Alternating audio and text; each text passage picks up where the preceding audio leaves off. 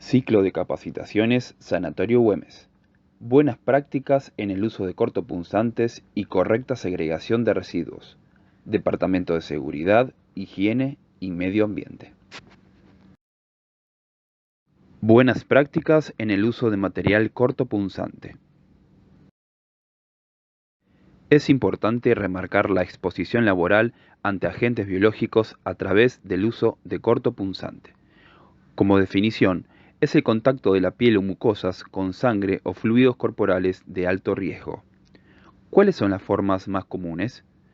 A través de punción, corte, inoculación por piel no intacta o por mucocutánea.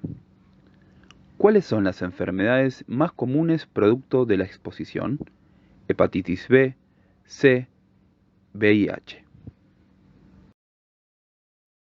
Entre las causas de accidentes con cortopunzante, los elementos más comunes son agujas hipodérmicas, ampollas de vidrio usadas, vías de catéteres venosos y hojas de bisturí. Los causales de los accidentes son diversos.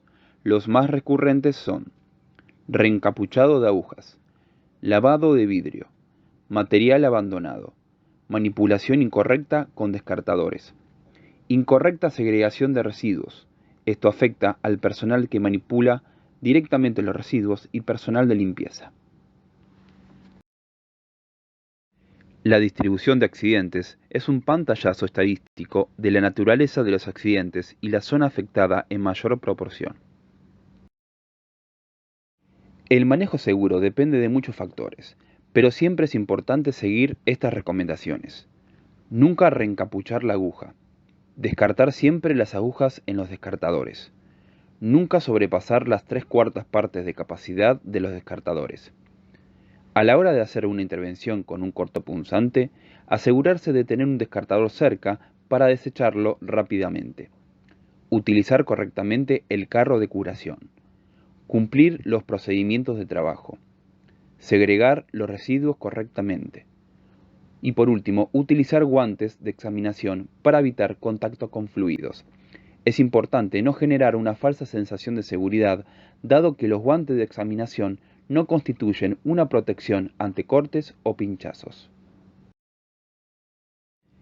En caso de accidente, se deben seguir los siguientes pasos.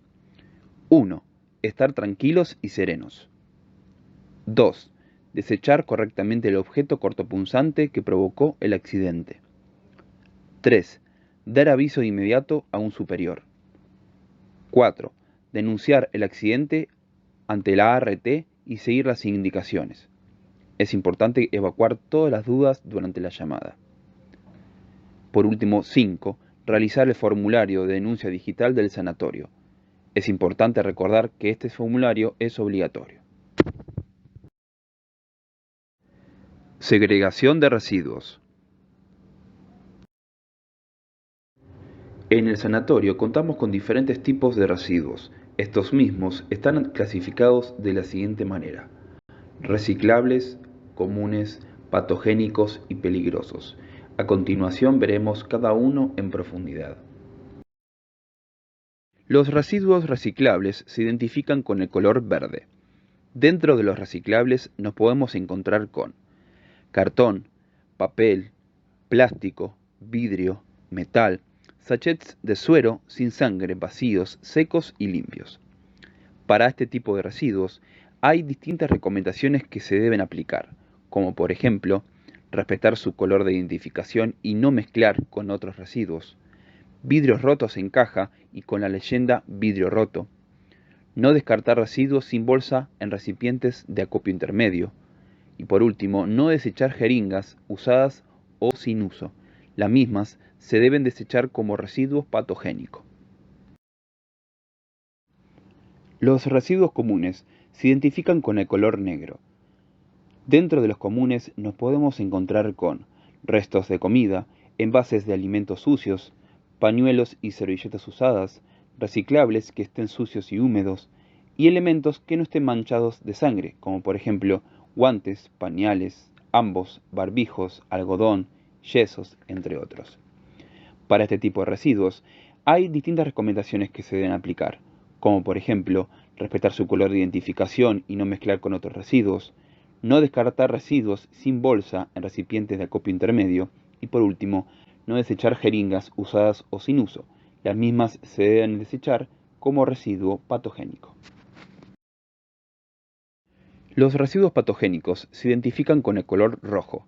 Dentro de los patogénicos nos podemos encontrar con elementos manchados con sangre, como ser jeringas, guantes, gasas, pañales, apósitos, drenajes brocales vacíos, tubuladuras y sets de infusión. Asimismo, tejidos, cultivo de biopsias y todo elemento que provenga de pacientes con aislamiento de contacto. Para este tipo de residuos hay distintas recomendaciones que se deben aplicar, como por ejemplo, respetar su color de identificación y no mezclar con otros residuos, no descartar residuos sin bolsa en recipientes de acopio intermedio y por último, no descartar objetos cortopunzantes en bolsas. Las mismas se deben arrojar dentro de los descartadores. En caso de utilizar un brocal, el descarte correcto es el siguiente. Se debe colocar el residuo generado en la chata de la habitación y desecharlo en el inodoro del lugar. En el caso de pacientes aislados en las habitaciones, se deberá colocar bolsa roja, y en los pacientes no aislados se debe colocar bolsa negra. Si un servicio necesita realizar una intervención y se genera residuo rojo, se debe disponer de un carro de curación o en su defecto movilizar hasta el lugar de intervención un recipiente con bolsa roja.